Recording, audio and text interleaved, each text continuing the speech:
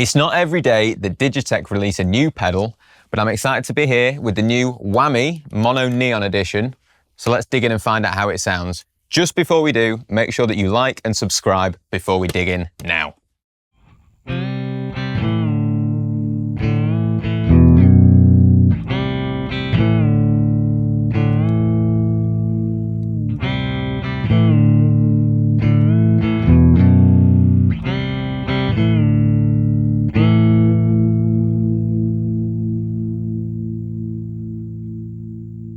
The humble Whammy has been one of the mainstays of the pitch-shifting pedal world since its inception, and for good reason.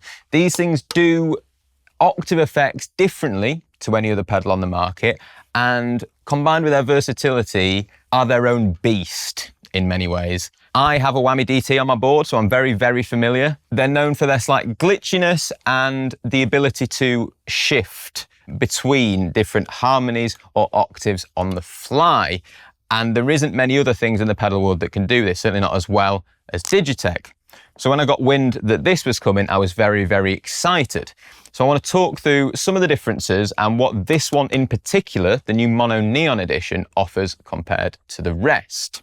So to start with, if you're used to the Whammy, you'll recognize this panel on the left here. This is where all your settings are. And so we'll just go through here what's new and what's old and what this can do compared to the others in the range. So if you're used to seeing the Whammy, you've seen octave on the top.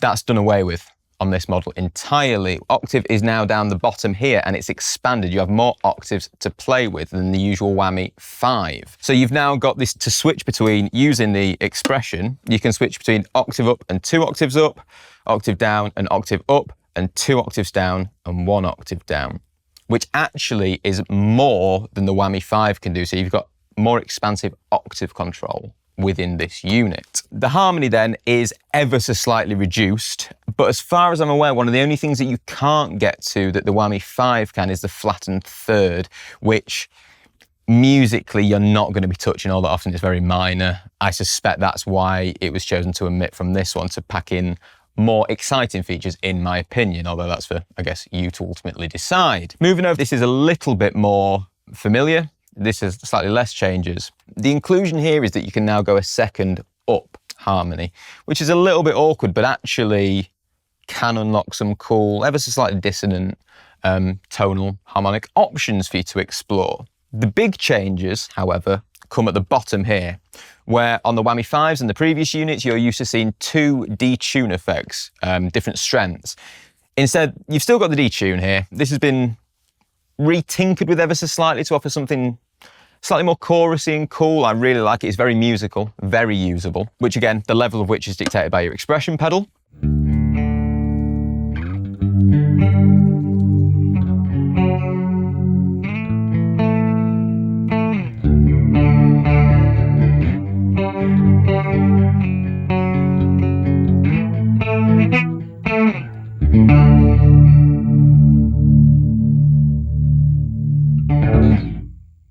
And the big exciting feature that I reckon a lot of people will talk about with this is the new Hypersonic mode, which allows you to go 3 octaves up. Super, super cool.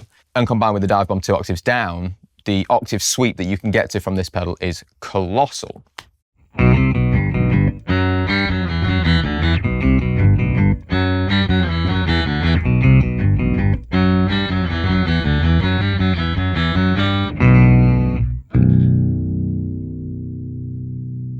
Now, Mono Neon is a bassist, so you may be thinking this unit is specifically for bass. That's not true. It's for both bass and guitar. The Hypersonic mode, I would say, tailors it for bass a little bit more closely than guitar, because it allows you to sweep up into much more trebly frequencies than a lot of effects rigs would allow you to get to. So this adds real harmonic versatility to your rig for bassists. However, it is absolutely usable on guitar, as I'll show you through both setups in this video. And yeah, it's super cool. Obviously, I don't want to talk too much because this is one of the most fun pedals, I think, on the market. It's a little bit silly, it's a bit wacky, but also very musical. It does marry those two ideas very well. And yeah, it's just another tool for your arsenal and one to have fun with.